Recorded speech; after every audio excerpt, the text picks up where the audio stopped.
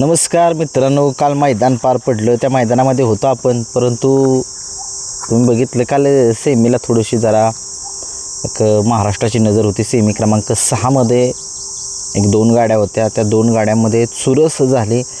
तसा सुट्टाच निकाल घेतला होता एका गाडीने, परंतु ती गाडी जी आहे ती फॉल झाली होती. त्यामुळे बकासूरचा जो आहे त्या ठिकाणी जो आहे तो सामना झाला होता असं लोकांचं म्हणणं आहे. ती शेजारची गाडी होती आणि बकासूरची गाडी जी आहे त्यांना म्हणजे जी अपोनंट म्हणजे दुसरी जी गाडी होती त्या गाडीच्या मालकांचं असं निर्णय होता की बकासूरची गाडी जी आहे खाली ज्यावेळेस सुटती गाडी त्यावेळेस गाडी जी आहे ती फॉल झालेली होती की काय, असं म्हणजे झालेली होती असं त्यांचं म्हणणं होतं.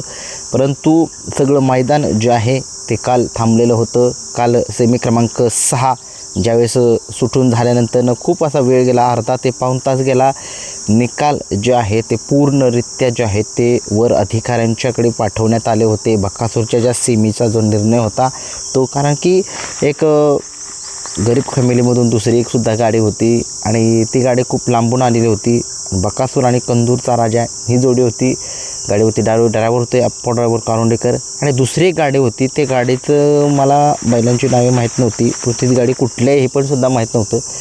परंतु तुम्ही बघितलं काल मैदानात एकच गोंधळ होता की सेमी क्रमांक 6 नक्की काय झालं होतं ते तुमच्याशी त्याला थोडीशी चर्चा करावी म्हटलं. काय होतं, आपण त्या ठिकाणी होतो, त्या मैदानामध्ये होतो. मैदानामध्ये काय होतं, व्हिडिओ टाकण्यामध्ये खूप वेळ जातो, त्या ठिकाणी रेंज नसते आणि लय प्रॉब्लेम येतात. त्याच्यामुळे मी त्या मैदानामध्ये काय नाही, मैदानाचा सारांश जो आहे तो घेतो आणि तो तुमच्याशी शेअर करण्याचा थोडासा प्रयत्न करतो. तुम्ही बघितलं काल जे आहे ते जायगाव तालुका खटाव जिल्हा सातारा या ठिकाणी मैदान पार पडलं. सेमी क्रमांक 6 ज्यावेळेस सुटला त्यावेळेस गाडी पळून आली.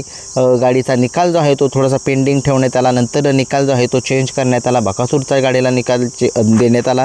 परंतु दुसरी जी गाडी अपोनंटची होती त्यांनी आक्षेप घेतला की त्यांनी जे आहे की सांगितलं की गाडी जी आहे ती फॉल जी आहे ती बकासूरची गाडी आहे. परंतु ते गोंधळ सगळा पूर्ण मैदान जे आहे ते सेमी क्रमांक 6मध्ये स्टेजपाशी गोळा झालं आणि स्टेजपाशी गोळा झाल्यानंतर वरिष्ठ अधिकाऱ्यांना फोन कॉल्स झाले. परत जो व्हिडिओ जो आहे तो दाखवण्यात आला, ड्रोनचा व्हिडिओ आहे तो दाखवण्यात आला, सुट्टीचा व्हिडिओ आहे तो दाखवण्यात आला. परंतु बकासूरची गाडी जी आहे ती कुठेच फॉल जी आहे ती दिसली नाही आहे. परंतु तुम्ही बघितलं ज्यावेळेस खाली सुटताना होती ती गाडी थोडीशी लॉबीला थटली होती. कारण की आता सगळे म्हणतील की काही लोकांचं असं सुद्धा मत असेल की लॉबीला जी आहे ती गाडी थटल्यानंतर बाद असते की काय, परंतु नसतं मित्रांनो. गाडीला लॉबी म्हणजे गाडीचा चाकुरीत तुमच्या बैलाचा पाय जाऊ दे, गाडीत तुमच्या बैलाचं कुठलाही अवयव जाऊ द्या किंवा गाडीचं चाक गेलं तरी तो निकाल जो आहे तो नसतो, पूर्ण गाडी बाद नसते. ज्यावेळेस निकाल गाडी किंवा बैलाचा पाय जो आहे तो दुसऱ्या फाटीमध्ये जर गेला तर तो निकाल जो आहे तो त्या गाडीचा समजा एक्झाम्पलच देतो तुम्हाला.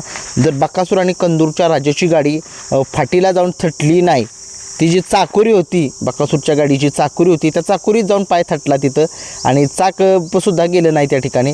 परंतु ज्यावेळेस बकासूरची गाडी जर जी दुसरे फाटी होती शेजारची त्या जर शेजारच्या फाटीमध्ये जर बकासूरच्या गाडीचा म्हणजे बकासूरचा पाय किंवा कंदूरचा कोण होतं शेजारी मला जरा कमेंट्स पण सांगा, जर तो कुठला बैलाचा अवयव जो त्या फाटीमध्ये जर शिरला किंवा गाडीचं चाक जर त्या ठिकाणी गेलं तर ती गाडी बाद असते असा नियम आहे. आणि हा नियम जो आहे तो वरिष्ठ अधिकाऱ्यांनी दिलेला होता. त्याच्यामुळे जे घडलं ते सांगतोय, कारण की आता अपोनंटसुद्धा माझा व्हिडिओ बघणार असतील. त्यांना एक कळकळीची विनंती, जो निर्णय जो आहे तो जो दिलेला आहे तिथले ग्रामस्थ असतील, तिथली कमिटी असेल, वरिष्ठ अधिकारी असतील, त्यांनी जो आहे तो निर्णय जो आहे तो दिलेला आहे की बकासूरच्या गाडीला जो आहे तो निकाल देण्यात आलेला आहे. बकासूरची गाडी जी आहे ती फॉल नव्हती म्हणून तो निकाल बकासूरला देण्यात आलेला होते. परंतु असो, दुसरी ही गाडी चांगली पळाली आणि त्यांचंसुद्धा कौतुक करावं. वाईट वाटतं एवढंच, गाडी खाली नेलेली झोपून, परंतु त्या ठिकाणी लहान मुलं होती. वाईट वाटलं थोडंसं,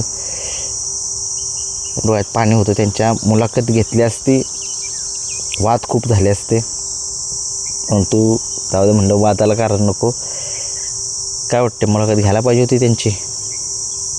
डोळ्यात पाणी होतं काल त्यांच्या त्या विरोधक गाडी जी बकासूरच्या विरोधात गाडी होती.